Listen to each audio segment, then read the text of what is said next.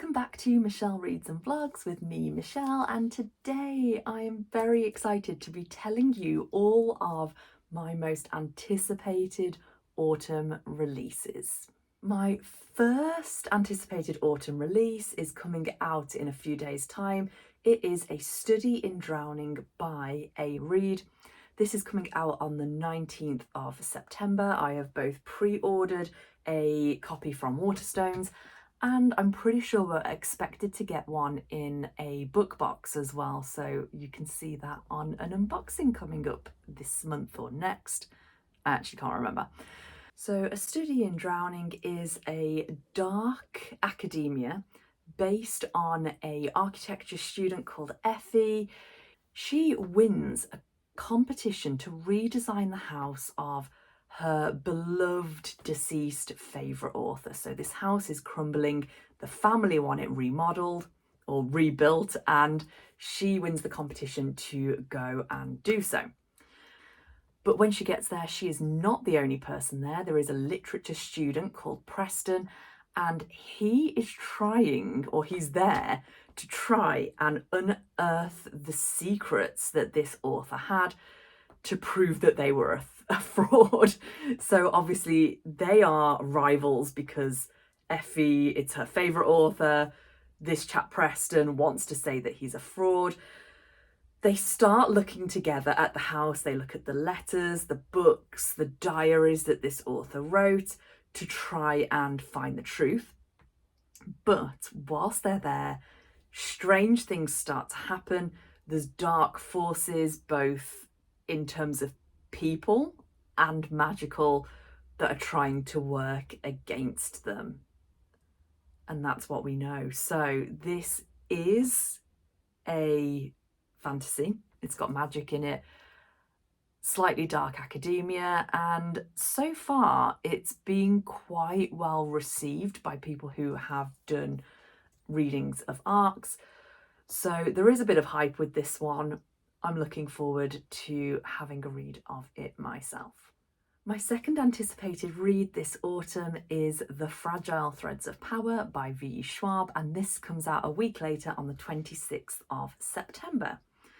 Now, if you are new to my channel, you might not know that I love Schwab. I've recently just read the Shades of Magic series, and this is set in the same world but 7 years later. So just a tiny bit of background on that world. There are 4 Londons, there are 4 worlds, and you can only move between these worlds if you are something called an Antari. And in place of where London is, there are 4 Londons. There are Black London, White London, Red London, and Grey London. They all have varying types of magic, with Black having so much magic it basically burnt itself out. White, which is struggling and is on the way to becoming similar to Black and having the similar fate. Red has magic but is very healthy, and the magic there is very positive, it's thriving. And then Grey London is basically our London. So people who are Antari can move between the Londons, but only within the same place in each London, if that makes sense. So the story picks up 7 years after Shades of Magic has finished, and we have a new queen sitting on the White Throne, and she is a young Antari. This young Antari starts getting the people of White London to perform new rituals and magic, and that's kind of all we know about that point there, so we don't know how far that's going to go on. At the same time, we pick up on 2 characters that we met in the first trilogy, Kel and Lila. They are off doing their thing. I was about to spoil the end of the first book. They're off living their lives when the owner of the floating market asks them for their help. She needs to retrieve an object and she wants them to do so for her. At the same time, there is another new character. So we have this new character called Tez. So she fixes broken things, and she is brought in to help fix the threads of power, the fragile threads of power, which is obviously the name of the book. I cannot wait for this one. I will be reading it as quickly as I can, and I will be doing a reading vlog as well. I've made 4 pre-orders from different companies, different special editions of this book, and I just hope one of them comes on the 26th.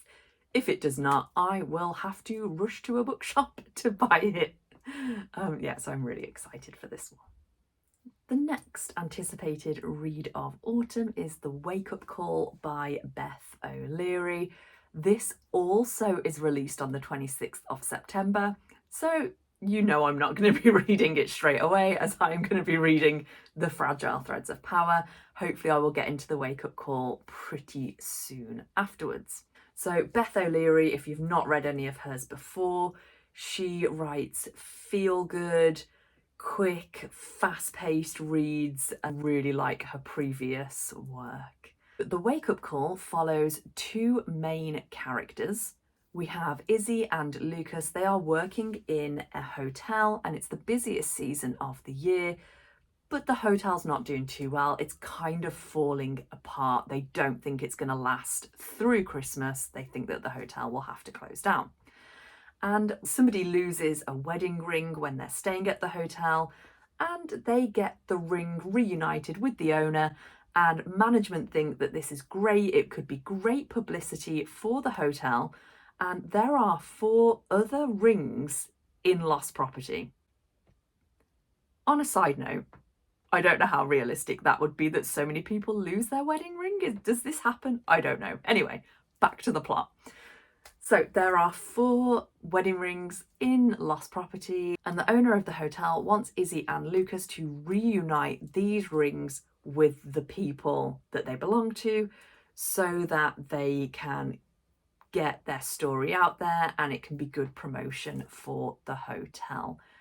And the story goes from there. We will have to read it to find out what happens, find out how realistic this is, and see if the hotel does get to stay afloat. And also, let's see what happens with Izzy and Lucas, because we know that Beth O'Leary loves a good romance in her books.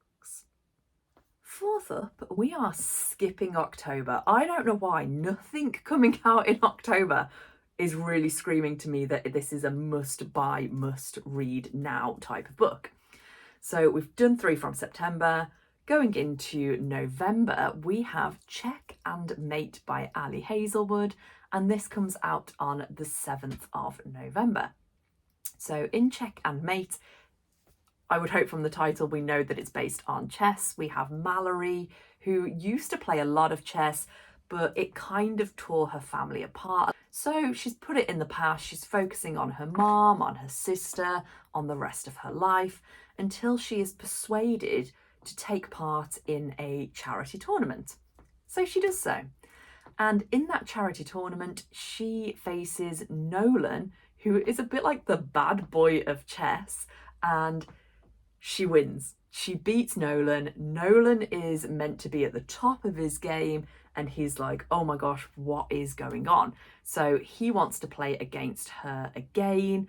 At the same time, she starts playing more. She goes up and up in the ranks, but it's starting to come between her and her family again. So we're going to see where that goes and what happens with Nolan. It isn't Ali Hazelwood, so I don't know if sometimes these authors surprise us, but we will see. I am very excited for this one. Next up, out in November, we have Iron Flame by Rebecca Yarros. This is probably my most anticipated read.